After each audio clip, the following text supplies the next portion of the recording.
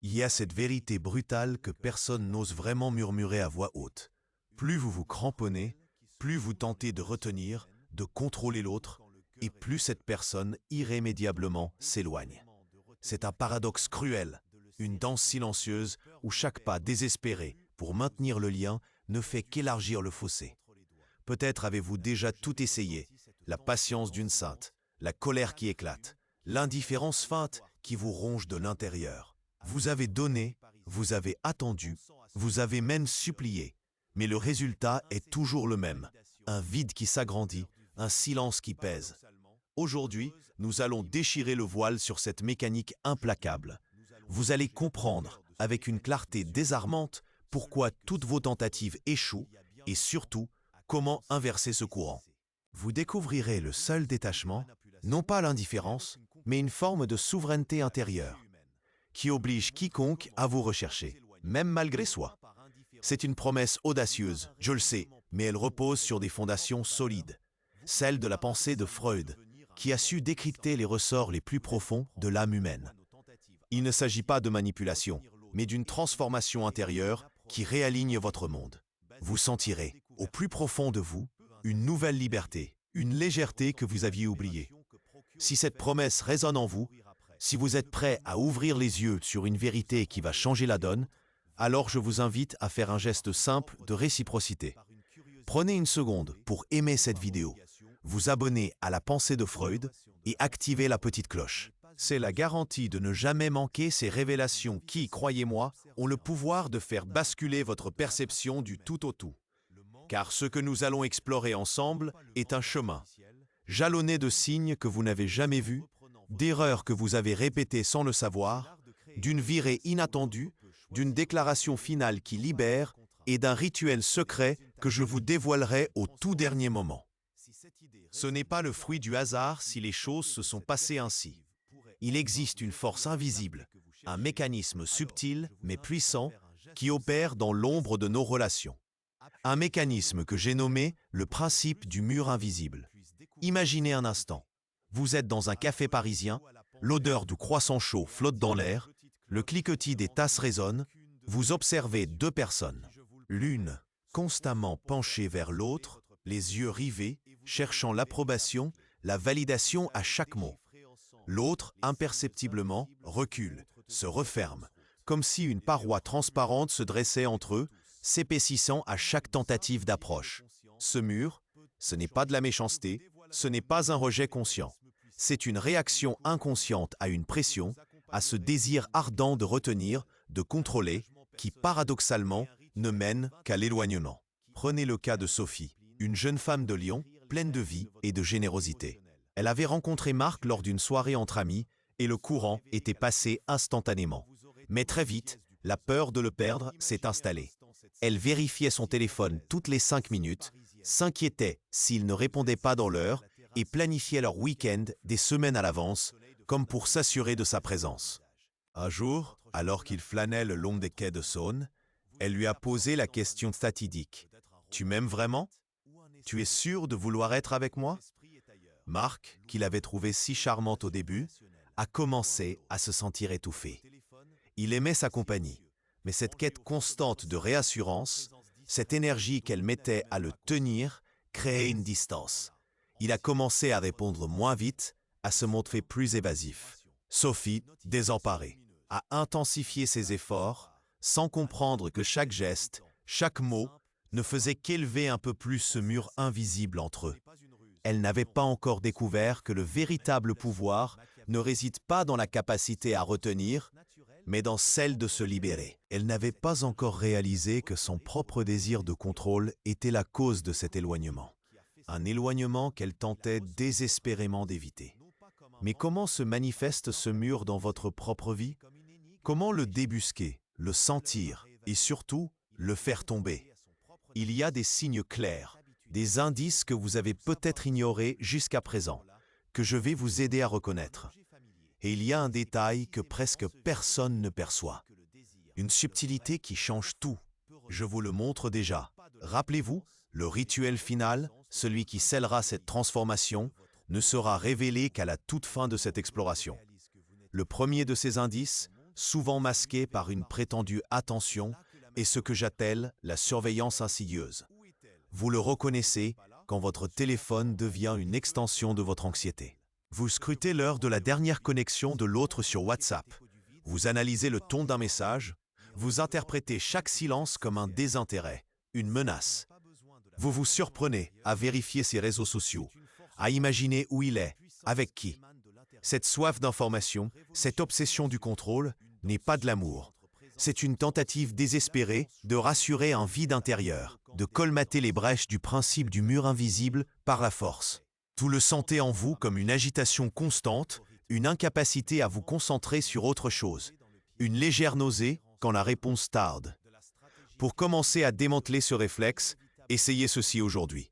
Au lieu de vérifier son téléphone, à la seconde où l'envie vous prend, prenez 1 minute pour respirer profondément. Puis, plongez-vous dans une activité qui n'a rien à voir avec l'autre. Lisez une page d'un livre, écoutez une chanson que vous aimez, observez les gens passer depuis la fenêtre de votre appartement parisien. Juste 1 minute pour vous, sans attente, sans justification. C'est un petit pas, mais il réoriente votre énergie. Et ce n'est qu'un début, car il y a une autre dynamique, tout aussi destructrice, qui se met en place. Un autre signe révélateur est ce que nous appellerons la négociation permanente.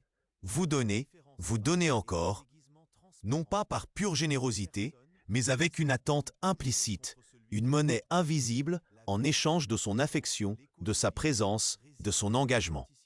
Vous organisez des dîners parfaits, vous offrez des cadeaux pensés, vous vous pliez en 4 pour arranger son emploi du temps, toujours dans l'espoir qu'il reconnaisse vos efforts et vous rende l'appareil. Mais ce n'est pas un don, c'est un investissement émotionnel qui attend un retour sur investissement.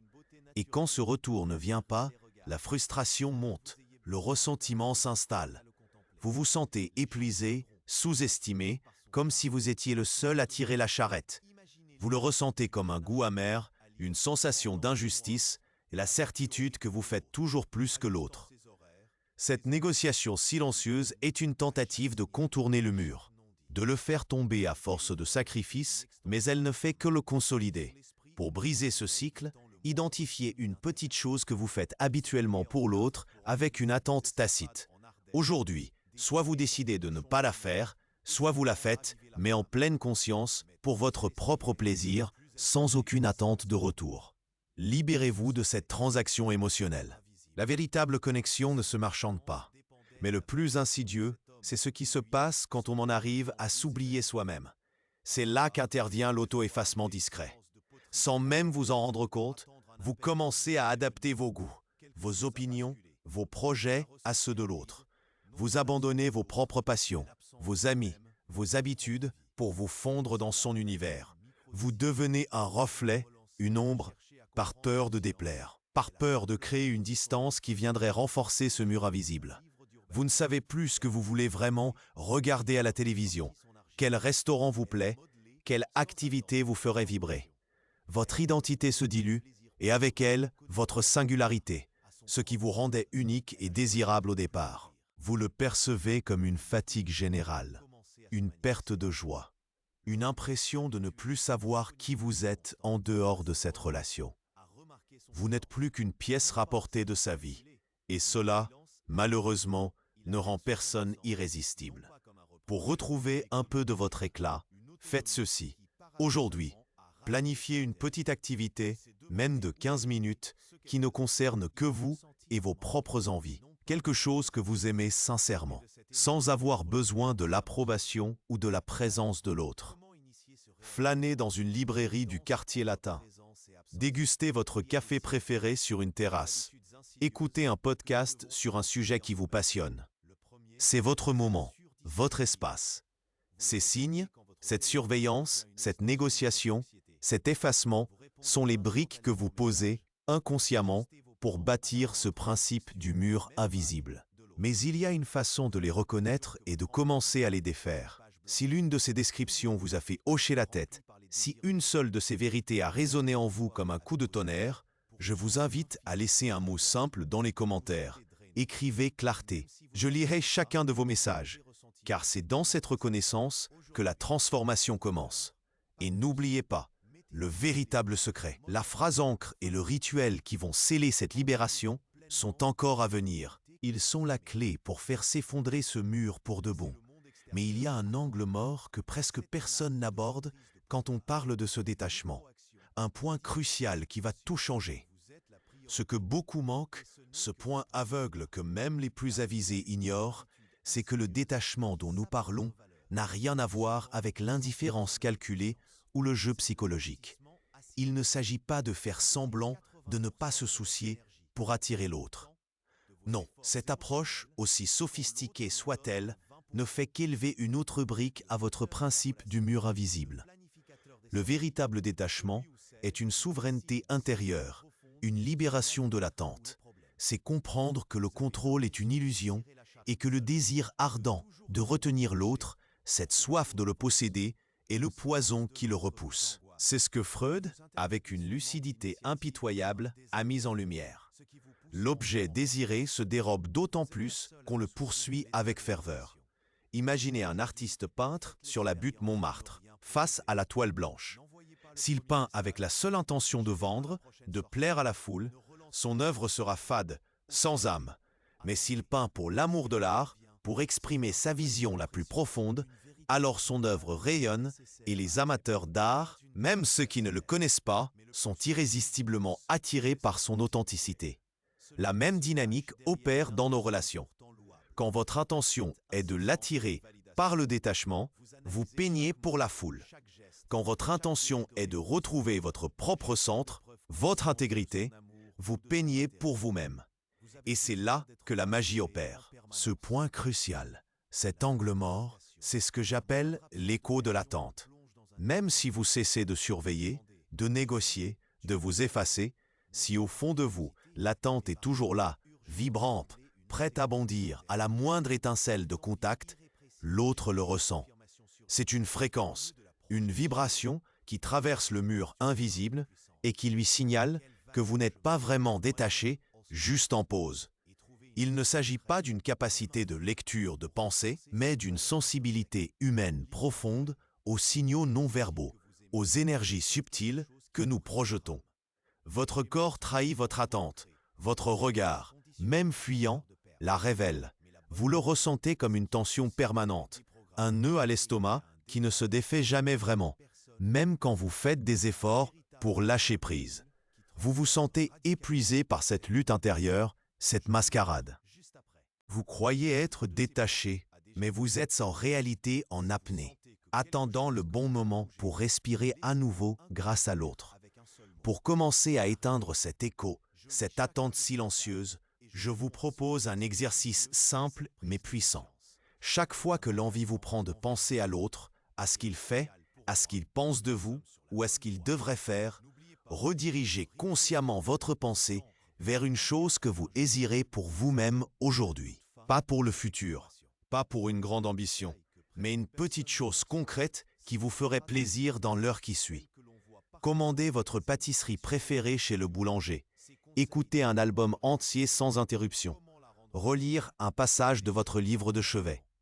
L'idée est de réhabituer votre esprit à se tourner vers votre propre satisfaction, votre propre complétude, plutôt que de chercher à combler un vide par l'extérieur. C'est une rééducation de l'attention, un acte d'autonomie émotionnelle. Imaginez que vous êtes le chef d'orchestre de votre propre esprit et que vous choisissez la mélodie. Cette simple redirection commence à dissoudre les fondations de ce mur invisible, brique par brique. Mais ce n'est qu'une partie de l'équation, car il y a une étape encore plus profonde, une virée inattendue qui va transformer non seulement la façon dont l'autre vous perçoit, mais surtout la façon dont vous vous percevez vous-même. Une transformation si radicale qu'elle rendra obsolète toute tentative de retenir qui que ce soit.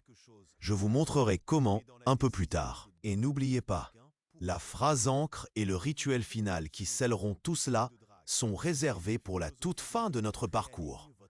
Mais ce que beaucoup manquent, ce point aveugle que même les plus avisés ignorent, c'est que le détachement dont nous parlons n'a rien à voir avec l'indifférence calculée ou le jeu psychologique. il ne s'agit pas de faire semblant de ne pas se soucier pour attirer l'autre. Non, cette approche, aussi sophistiquée soit-elle, ne fait qu'élever une autre brique à votre principe du mur invisible.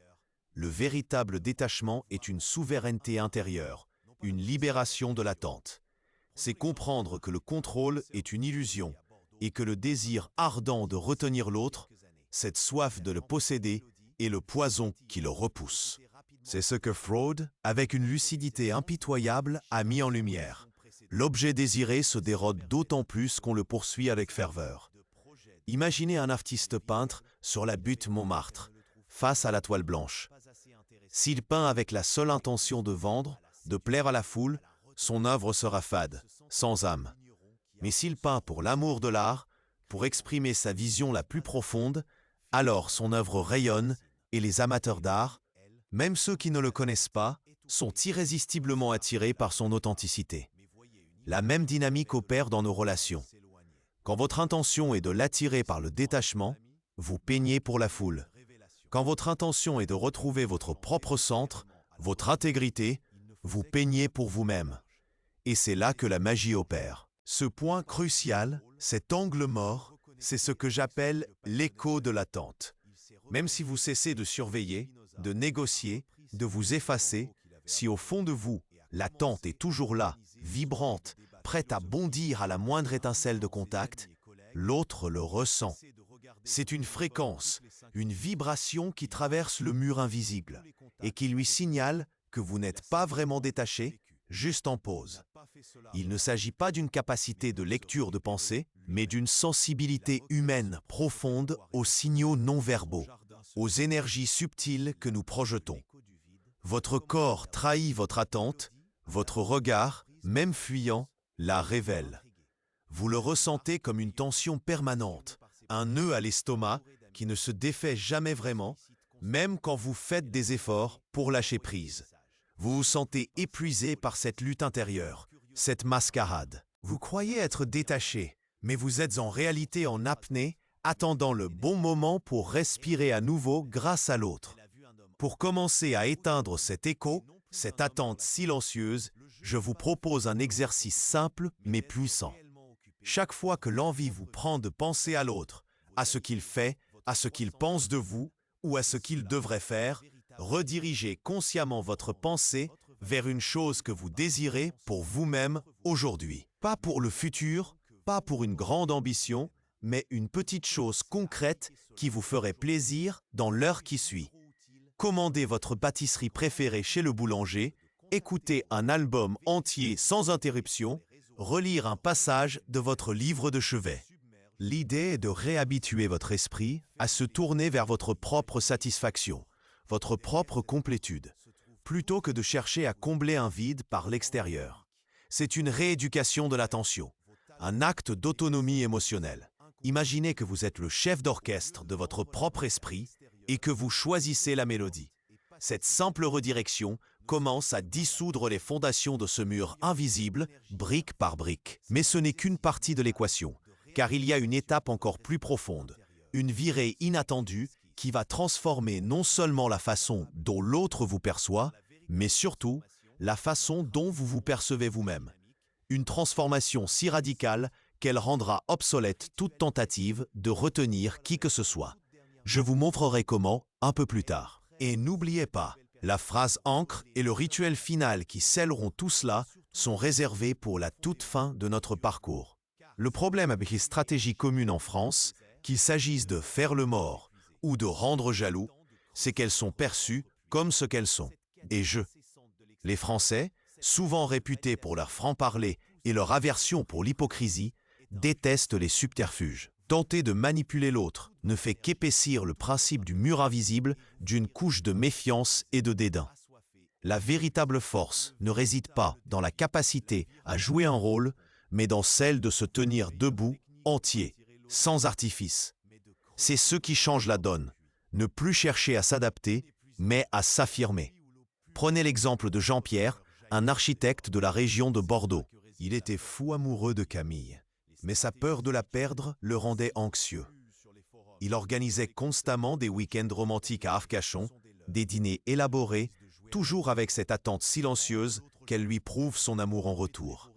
Il pensait que ses gestes la retiendraient. Mais Camille, bien qu'appréciant les attentions, se sentait étouffée par cette pression constante. Elle percevait l'effort sous-jacent, le besoin, l'écho de son attente. Un jour, après une discussion difficile, Jean-Pierre a eu un déclic.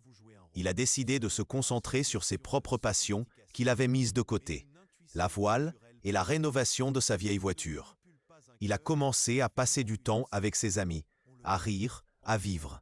Il ne cherchait plus à impressionner Camille, mais à se retrouver lui-même. Au début, Camille a été surprise. Puis, elle a commencé à le regarder différemment, non plus comme l'homme qui avait besoin d'elle, mais comme un homme complet, vibrant, qui dégageait une énergie nouvelle. C'est elle qui, spontanément, a recommencé à lui proposer des sorties, non pas par obligation, mais par un désir sincère de partager ses moments avec le nouveau Jean-Pierre. Sa transition de la carence vers le choix, de la réaction à une véritable leadership émotionnel, a non seulement transformé leur relation, mais l'a surtout libérée, peu importe l'issue. Pour ancrer cette nouvelle perspective, je vous offre une micro-fermeture immédiate chaque fois que vous sentez l'envie de vous plier en quatre pour l'autre ou de réagir à son silence par une action désespérée. Posez-vous cette question simple: est-ce que je fais cela pour mon bien-être ou pour obtenir quelque chose de l'autre? Si la réponse penche vers l'obtention, faites une pause. Choisissez une action qui nourrit votre âme, même minime. C'est l'acte de choisir votre thé intérieur qui commence à faire s'effondrer le mur. C'est la première étape vers cette liberté totale, cette souveraineté que je vous promets. Mais comment transformer cette prise de conscience en une réalité durable? Comment graver cette nouvelle identité en vous pour qu'elle devienne inébranlable? C'est ce que nous allons voir avec la phrase ancre et le rituel, qui vous attendent dans les toutes dernières minutes. Êtes-vous prêt à vous choisir, quitte à laisser l'autre venir à vous, ou non, pour la première fois de votre vie? Cette question, êtes-vous prêt à vous choisir, quitte à laisser l'autre venir à vous, ou non, pour la première fois de votre vie? Le n'est pas anodine. Elle est le cœur battant de toute cette démarche. Parce que le véritable détachement, celui qui fait tomber le principe du mur invisible, ne se décrète pas de l'extérieur. Il ne s'agit pas d'un comportement à imiter, ni d'une technique à appliquer pour obtenir un résultat.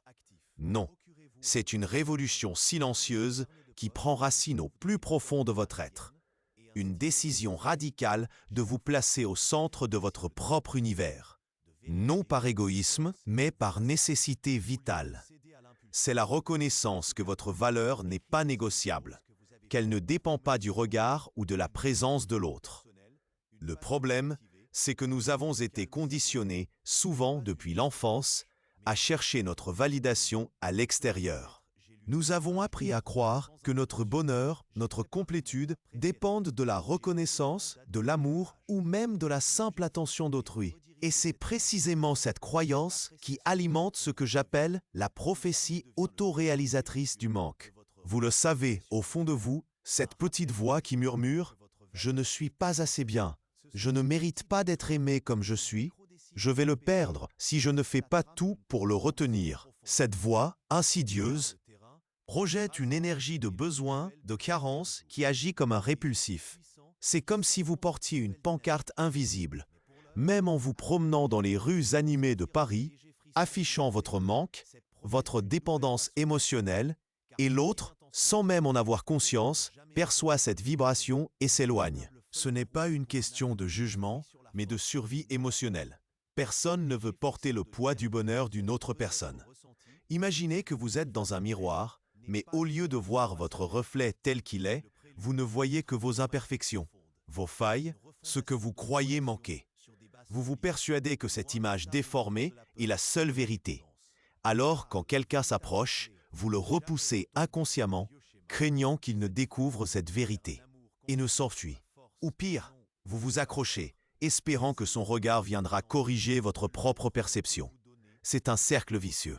Plus vous croyez manquer, plus vous agissez en conséquence, et plus vous créez la situation que vous redoutez le plus, l'éloignement, le vide. Vous le ressentez comme une anxiété sourde, une incapacité à vous sentir serein quand vous êtes seul, une dépendance aux validations externes pour vous sentir vivant. C'est une prison que vous construisez vous-même, brique après brique, avec chaque pensée de doute, chaque peur de ne pas être suffisant. Cette prophétie silencieuse est le ciment le plus résistant du principe du mur invisible. Pour commencer à déconstruire cette prophétie autoréalisatrice du manque, je vous propose une micro-action quotidienne ancrée dans la conscience de soi. Chaque matin, en vous levant, avant même de toucher votre téléphone ou de penser à vos obligations, prenez 1 minute pour vous regarder dans un miroir. Non pas pour juger, mais pour observer. Puis, choisissez une seule chose que vous appréciez en vous. Ce peut être votre patience, votre humour, la couleur de vos yeux, votre capacité à écouter, ou même votre simple présence. Dites-le vous à voix haute ou intérieurement, avec sincérité. J'apprécie cette chose en moi. C'est un acte de reconnaissance, une graine d'estime de soi que vous plantez. Cela ne changera pas tout du jour au lendemain, mais cela commence à réécrire le scénario interne, à casser l'écho de l'attente en vous donnant la première validation qui compte, la vôtre. C'est un entraînement à l'autonomie émotionnelle, une façon de vous réapproprier votre propre valeur. Ce chemin vers la souveraineté intérieure est une révolution. Il ne s'agit pas de devenir indifférent, mais de devenir complet. Quand vous êtes complet, vous n'avez plus besoin de l'autre pour vous remplir. Vous l'invitez à partager votre plénitude plutôt que de le supplier de combler votre vide. C'est une transformation qui va bien au-delà de la simple stratégie relationnelle. C'est une redéfinition de qui vous êtes.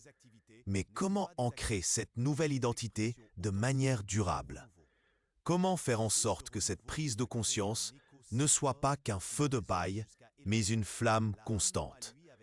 C'est ce que nous allons sceller avec la phrase ancre et le rituel final, qui vous attendent dans les toutes dernières minutes de cette exploration. Un rituel qui va transformer cette compréhension en une réalité vécue, une nouvelle façon d'être au monde et avec les autres. Cette question, êtes-vous prêt à vous choisir, quitte à laisser l'autre venir à vous ou non, pour la première fois de votre vie, n'est pas anodine. Elle est le cœur battant de toute cette démarche. Parce que le véritable détachement, celui qui fait tomber le principe du mur invisible, ne se décrète pas de l'extérieur. Il ne s'agit pas d'un comportement à imiter, ni d'une technique à appliquer pour obtenir un résultat. Non, c'est une révolution silencieuse qui prend racine au plus profond de votre être. Une décision radicale de vous placer au centre de votre propre univers. Non par égoïsme, mais par nécessité vitale. C'est la reconnaissance que votre valeur n'est pas négociable, qu'elle ne dépend pas du regard ou de la présence de l'autre. Le problème, c'est que nous avons été conditionnés, souvent depuis l'enfance, à chercher notre validation à l'extérieur.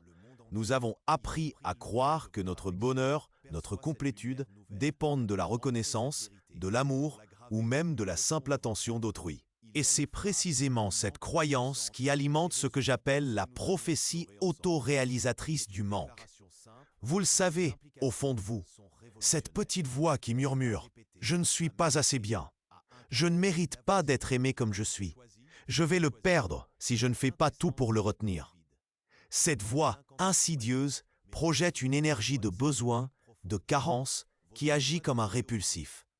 C'est comme si vous portiez une pancarte invisible, même en vous promenant dans les rues animées de Paris, affichant votre manque, votre dépendance émotionnelle.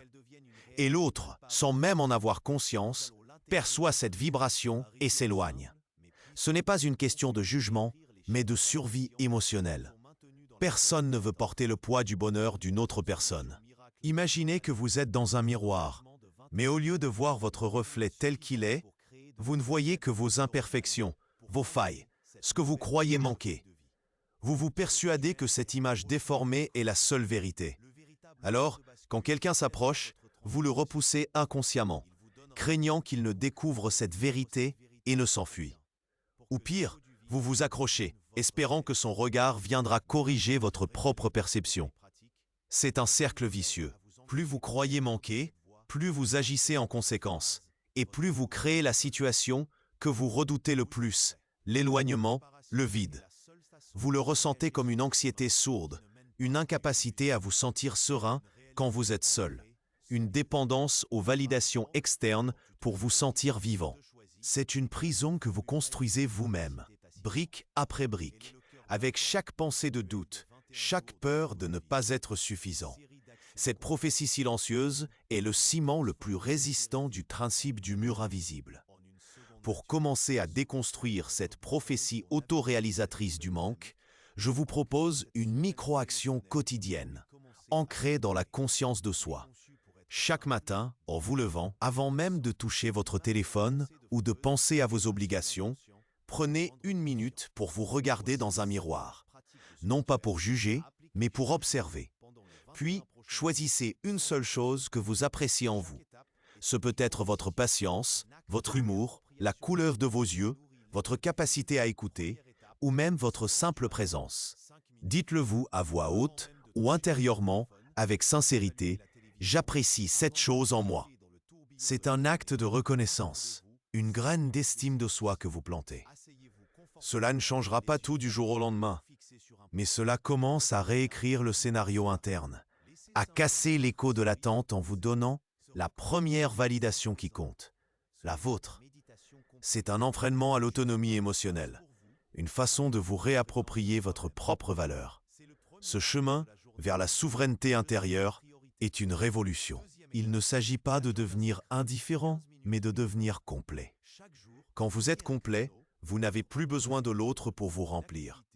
Vous l'invitez à partager votre plénitude plutôt que de le supplier de combler votre vide.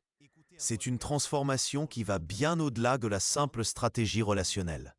C'est une redéfinition de qui vous êtes. Mais comment ancrer cette nouvelle identité de manière durable? Comment faire en sorte que cette prise de conscience ne soit pas qu'un feu de paille, mais une flamme constante? C'est ce que nous allons sceller avec la phrase ancre et le rituel final qui vous attendent dans les toutes dernières minutes de cette exploration. Un rituel qui va transformer cette compréhension en une réalité vécue, une nouvelle façon d'être au monde et avec les autres. La clé de cette transformation, cette vérité brutale et libératrice, tient en une phrase simple et puissante, une encre pour votre nouvelle réalité. Quand je me choisis, je deviens l'aimant. C'est la promesse d'une attraction non pas forcée, mais naturelle, authentique. Ce n'est pas une magie illusoire, mais la conséquence logique d'une énergie réalignée. Vous observerez alors des changements subtils, un message inattendu, une tentative de contact indirect, une curiosité soudaine pour votre vie. Ce sont les preuves que le principe du mur invisible s'est estompé, remplacé par un espace où la connexion peut enfin exister sur des bases saines. Si telle est votre nouvelle intention, vous comprendrez que le véritable pouvoir ne réside pas dans la capacité à retenir, mais dans celle de se libérer. La liberté de choisir qui vous êtes, indépendamment de la présence ou de l'absence de l'autre. C'est une révolution silencieuse, une victoire de l'âme sur les chaînes de l'attachement. Pour graver cette nouvelle identité en vous, pour qu'elle devienne inébranlable, je vous offre le rituel des 21 jours de l'ancrage intérieur. C'est un engagement envers vous-même, simple et puissant, à pratiquer chaque jour pendant 3 semaines. 1. Le matin de soi. Chaque matin, face au miroir, comme nous l'avons évoqué, nommez une qualité que vous appréciez en vous. Soyez précis, ressentez-la. 2. La pause de plein air. 1 fois par jour, prenez 5 minutes pour sortir, même sur votre balcon ou près d'une fenêtre. Sans téléphone, sans distraction, observez simplement le monde autour de vous, les passants, le ciel parisien. Ancrez-vous dans le présent. 3. L'action égoïste consciente. Chaque jour, faites une petite chose qui vous fait plaisir, juste pour vous, sans aucune attente. Dégustez un bon café, écoutez une musique que vous aimez, lisez quelques lignes d'un roman. 4. Le silence de l'écho. Dès que l'envie vous prend de vérifier, de scruter, de penser à l'autre avec anxiété, respirez profondément et laissez l'impulsion passer sans y céder. Observez l'écho sans le nourrir. 5. La gratitude du présent. Chaque soir, avant de dormir, notez mentalement ou sur un petit carnet 3 choses pour lesquelles vous êtes reconnaissant en vous ou dans votre journée. sans aucun lien avec l'autre personne. Ce rituel est votre chemin vers une autonomie émotionnelle profonde. Si ce message résonne en vous, si vous sentez que cette libération est la voie, alors je vous invite à faire un pas décisif. Copiez et collez cette déclaration exacte dans les commentaires comme un engagement public envers vous-même. Je me choisis et le monde s'ajuste. C'est une déclaration d'indépendance émotionnelle, un pas vers votre véritable souveraineté. Laissez un j'aime si cette vidéo a déjà allumé une étincelle en vous. Abonnez-vous à la pensée de Freud pour ne jamais manquer ces discussions qui remettent tout en perspective. Activez la petite cloche pour être prévenu et partagez-la avec une personne qui, vous le savez, a besoin d'entendre cette vérité. Dans nos prochains épisodes, nous plongerons plus profondément dans ces dynamiques. Nous explorerons comment identifier et déjouer les mécanismes de défense qui sabotent vos relations, même les plus prometteuses, et comment les transformer en levier de croissance. Puis, nous verrons comment construire une relation authentique, non pas sur l'idéalisation ou le besoin, mais sur le respect mutuel et la reconnaissance de l'autre dans sa pleine individualité, au-delà de tout transfert. Ces vidéos vont apparaître sur votre écran maintenant. Mais pour l'instant, la question demeure, et elle résonnera en vous bien après cette discussion. Êtes-vous prêt à vous choisir, quitte à laisser l'autre venir à vous ou non, pour la première fois de votre vie?